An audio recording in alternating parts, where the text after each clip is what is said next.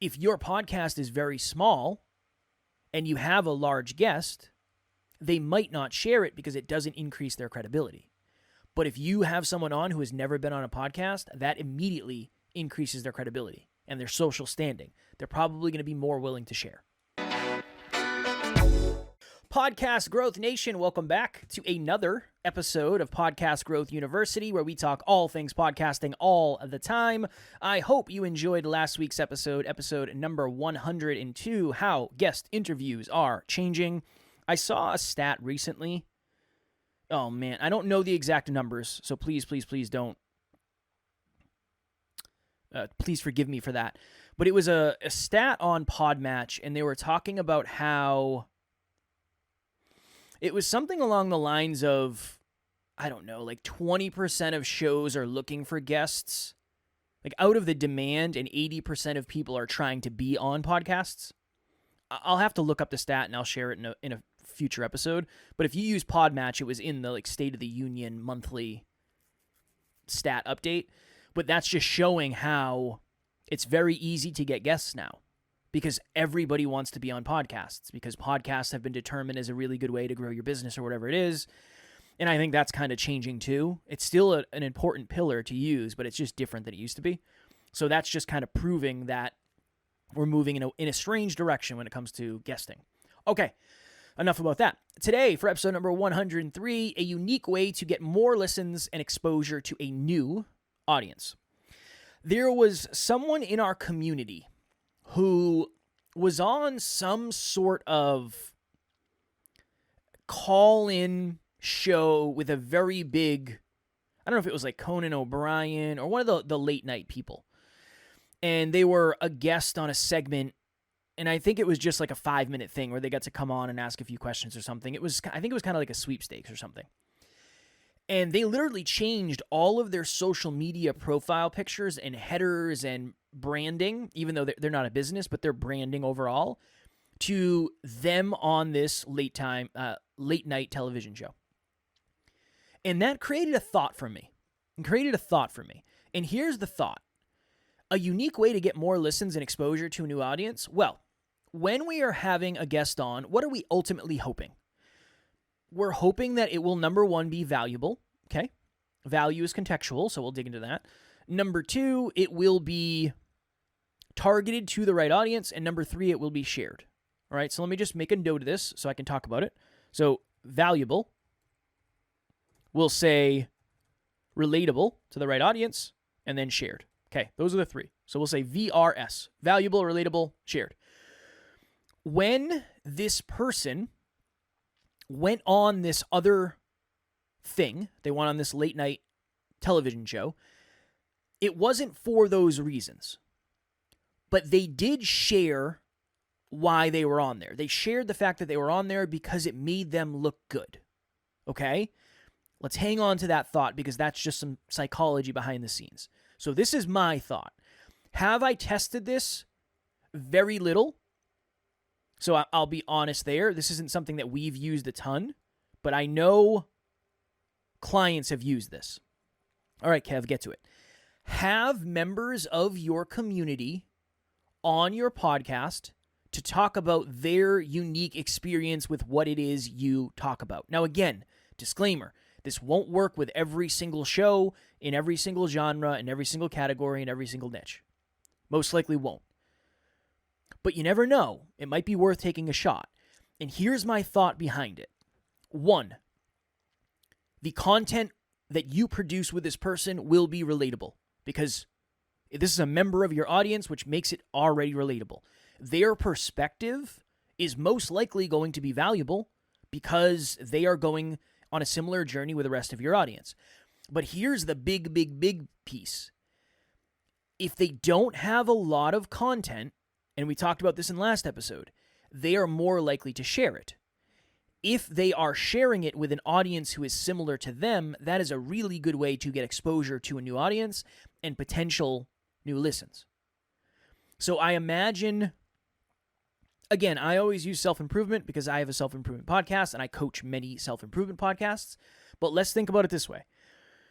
You know your community really well, and you know that Brittany is somebody who has learned a lot from your podcast and being in your community, and she's a pillar of your community, and she's always posting in the Facebook group and all this stuff. You reach out to Brittany and say, hey, Brittany, we wanted to try something different, and we wanted to actually bring you on the podcast just to talk about what your journey of growth has been like, because we think it would resonate with our audience. Brittany says, okay, I'm a little bit nervous. I've never done this before, but I trust you guys. I've listened to enough of your episodes. What does it look like? Well, if you make any mistakes, we'll edit it. If we get to the end of the episode and you don't like it, we don't have to release it. Okay, cool. I'll come on. So Brittany comes on the show, and this is all hypothetical, but think of it for you. Brittany comes on the show. We have an open, honest conversation about what her experience in our niche is. So again, we'll say for us, it's self-improvement.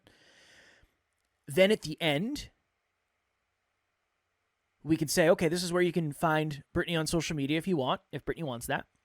When we're done with the episode, we chop it up into a bunch of micro content to share on social media, and the likelihood of Brittany sharing is probably higher than many guests you're going to have on, because they're getting a ton of content from being on other podcasts. Brittany is not getting any content from being on other podcasts because she's not going on other podcasts. But there's this interesting thing where when someone has an audience, even if it's not a large audience, and that person starts to do things that are novel, rare, sought after, like being a podcast guest, it's really a good way for the audience that's following them to go check out what they were a guest on. So that's really my ultimate thought in this is, will it be the most valuable episode? Maybe not contextually. It's not necessarily going to be an expert talking about the specific thing that your show is about. Will it be relatable? I would say it's going to be hyper relatable. I think the likelihood of shares is probably higher. And the likelihood of conversion from those shares is also probably higher. The weird thing about having guests on is the people are coming for the guest, and they may stay for you. They may stay for you. But if it's an expert in a field, they're coming to hear the person on the podcast, and then they might not stick around. If it's just somebody that you know, maybe it's a friend, maybe it's a family member, whatever it is, and you're on there to see how the interview went, you're not necessarily there to listen to the value that the guest is adding. You're kind of checking out the vibe, and you're checking out the questions and the hosts and the interaction and how they treated the guest. I'm willing to bet the likelihood of somebody converting as a listener from that is probably higher. And think about it this way. Who follows the guests that you're normally having on? So let's just say an author, a coach, whatever it is. Who's following them? People who have found value in their work. Okay, cool. Awesome. Who's following or friends with somebody who is in your community who listens to your podcast? Probably people like them, I'm willing to bet. It's this weird thing where, like I said, I'm going to have Evan Carmichael on in a couple weeks. I don't expect people who listen to Evan Carmichael to necessarily convert over here, because Evan has so much content that he's probably not going to share anything I make. Understandable. I'm not making that wrong. My goal with that is to make it the most valuable and relatable content for you. But I don't expect it to get shared. I think the name value is helpful. I think it helps with perception and credibility and all that stuff.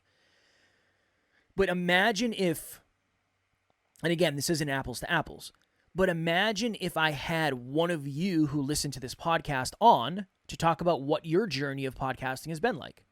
And then I created really good content of you talking about that. You might be willing to share that because it makes you look good on your social media. It's this weird thing. Now, again, would I do that?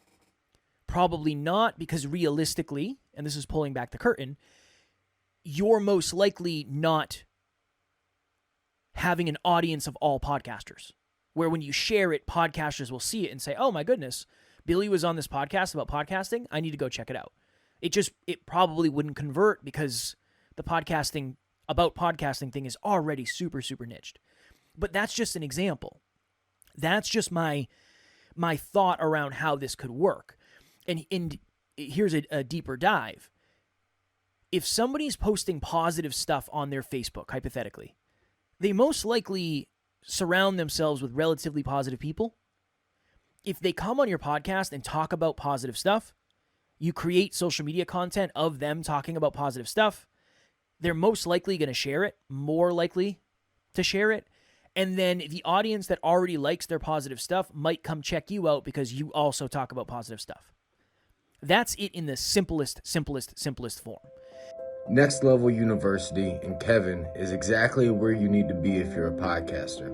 When I first started out just a few months ago, I had no clue on the direction I was going. I was getting hustled by another company that was giving me not even close to the value that Kevin and Next Level U was giving me.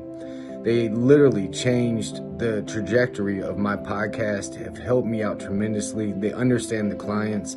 I promise you, you will not go wrong with dealing with Kevin and Next Level U. I'll see you there. It's different. It's not necessarily something that you might hear often. I've heard people suggest this, but when it comes to coaching, I've heard a lot of people say, if you're a coach, have your guests on because your guests will sell you. That's not what I'm talking about in this. I'm talking about a potential introduction to an aligned audience through someone who doesn't have a lot of content out there. So this content will get seen. Now, again, I can't necessarily say this is something I've done. We have had community members on in the past, but it was more, okay, this person was the most consistent member of our group coaching program. Let's have them on. And that'll be kind of like an extra celebration for them, like strong work. But we weren't super strategic with the way we were doing it. It's not like we were pumping out a ton of content of them, hoping that they would share for listeners. Like that really wasn't why we were doing it. But in retrospect, that could have been a better use of time, energy, effort, and focus for sure. So that's really my main takeaway from this episode. I think it's a unique way to get an introduction to a new audience and maybe get new listeners. It's different when somebody close to you shares something about them being on a podcast. You're probably more likely to listen to it. Whoever it is that you follow, like if you're a fan of Mel Robbins and you like the Mel Robbins podcast, are you listening to all the other podcasts she's on? I doubt it. Maybe you are. I'm not saying you're not. But I doubt it because she has enough content where you don't have to. But somebody else who doesn't have that level of content is more likely to share it, and then people are more likely to be intrigued by it. So, again, a lot of this is hypothetical, but I have seen it work with clients. I remember we had a big guest on, and I spent hours making teaser clips. This was back in the day. This was like 2018, early 2019 maybe. And I spent hours making teaser clips, and she never shared it. And I was like, oh, man, that is devastating news. And then it was from there where we started to say, look, we're going to make teaser clips for each guest, but I'm not going to spend hours doing it. And then eventually we were blessed enough to build a team and all that. But we realized that the shareability wasn't what it used to be because, okay, why do people share things? Like, let's really talk about that. Most people are only going to share things that increase their credibility, that increase their social standing. There's a reason we filter our pictures. There's a reason we only share the best angles. There's a reason many of us have our wedding photos as our profile pictures or a picture from a party years ago because it increases our perception. That's not what we look like every day, right? I don't know what mine is. I think my profile pictures are from a photo shoot. I don't look like that every day. I really, it's only a collared shirt, so I guess I technically could, but I understand. I know a lot of people, it's their wedding picture, it's their graduation picture, it's their bodybuilding picture, their photo shoots, whatever it is. People share content that increases their credibility, for the most part, not everyone. If your podcast is very small and you have a large guest, they might not share it because it doesn't increase their credibility. But if you have someone on who has never been on a podcast, that immediately increases their credibility and their social standing. They're probably going to be more willing to share. Again, just like a deeper a deeper dive into why, right? I remember what it was like in the very beginning when I was getting on shows. It was like, oh my goodness. People would reach out and say, oh, good for you, Kev. You're on other podcasts. That's huge. Nobody does that anymore because I've just been on so many. I still share stuff, but I don't expect when I share it that it's going to really, really help the host. Because my audience, quote unquote, they have so much content of me already. And I talk about pretty much everything on our podcast. So just a thought around this. I would give it a shot and see what happens. Worst case scenario, you get no conversion from it. You do not get exposure to a new audience. The person doesn't share it, but you still get to talk to someone in your community. We, in our Facebook group, and anybody in here who listens to Next Level U and is in our Facebook group, Next Level Nation, we have this thing that we do called Listener Lives, where Amy, who is running our Facebook group, she will have someone on and they'll do a live in the Facebook group. And the reason behind that is we want to help our audience get out of their comfort zones. That's probably the biggest thing, honestly. But there's something about when somebody does something that they've never done before, it gives them this like giant boost of confidence. And we have had people say, how do I share this? And we say, well, it's a private group, so you can't share outside of a private group. But we've had people say, I want to share this with my audience. It's like, well, we can't, unfortunately, unless we download the video, and maybe we can do that, I don't know. But that's a really good example of how this can work. So that is kind of my beta test into this. Now, again, last thing, and then I'll let you guys go. It's not going to work in every audience. If you had a basketball podcast, I don't know if it would work. I mean, yeah, I guess it might. If you have enough credibility with your audience where you can have someone on, let's say you have a basketball podcast and oftentimes you talk about betting. Like, okay, these are the teams to bet on, these are the players to bet on, these are the props to bet on, all that stuff. And your audience listens to you to help them make better bets. You could 100% have someone on from your audience and say, what has your experience been like listening to the show and then betting? Like, talk to us. That type of stuff, that conversation, make content from it. And then if they are, let's say it's a gentleman, Chris, what are the odds that Chris has some people on his Facebook, on his Instagram, on his TikTok, on his LinkedIn, whatever it is he's using, YouTube, whatever, that also like basketball and like betting on basketball? Pretty high. Pretty high. I would say especially Facebook. So it might work. I think it's worth a try. That's it. That's what I'll leave everyone with that. I think it's worth a try. It also is going to force you to get to know your audience at a deeper level. And I'm telling you, that's something that's missing. A lot of us are missing that now because it's harder on social media to get people to self-identify. It's hard to get someone to come to a virtual Zoom. It's hard to get someone to sign up to a Facebook group. It's hard. It's not easy anymore. It was easier in the past for sure because there was less competition. There was less purchase fatigue. People are hearing these calls to action so often now that I think sometimes they just tune them out. So it'll force you to do that. And that's something that I'm super big on. And we wouldn't be here where we are if it wasn't for that. I'm making a mistake with this show, with Podcast Growth U, by not doing more of that. I'm not even putting out content right now for Podcast Growth U. It's all in the works. I've already blocked off time to write the book. The Facebook group will be coming shortly. I just know that I have so much going on where when I do it, I want to make sure I'm doing it right. And I want to be in the Facebook group every day. And I want to have virtual monthly events. And the same thing we're doing at NLU will ultimately do with Podcast Growth U. But it took us many years to get up and running where we could actually consistently do it. I'm not there yet. And I want to make sure that when I tell you I'm going to do something, I'm going to do it. And my goal is always going to be to do it well. But that's a thing right now where I could be doing a better job of that for sure. For sure. And that is something that will be coming in the near future for sure. Okay. If you are interested in a podcast breakthrough session, you feel stuck, you need help identifying your audience, you want to make money, whatever it is, I would love to offer that to you. Link will be in the show notes. It's totally free, no strings attached, 30 minutes. Any questions you got, I'll pull out the whiteboard, we'll draw, I'll give you the recording at the end, whatever it is you want, anything I can do to add value.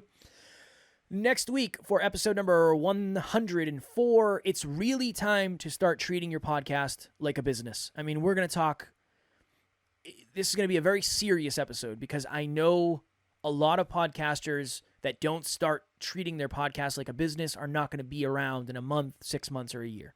And I do not want that to be you, especially if you love what you're doing. If this episode helped you in any way, shape, or form, please leave a review and subscribe on your platform of choice. If you're on YouTube, you can subscribe there as well. I would appreciate it. You're a podcaster. You know how important those things are, and you hear me talk about them all the time as well. So I will lead by example there. Until next week, keep on crushing it. Keep on podcasting. I hope the guests are aligned. I hope you're getting on other shows. I hope your Wi-Fi is strong. I hope you have air conditioning / heat, depending on where you are in the world, in your podcast room. And I hope you're feeling more confident. Talk to you all next week.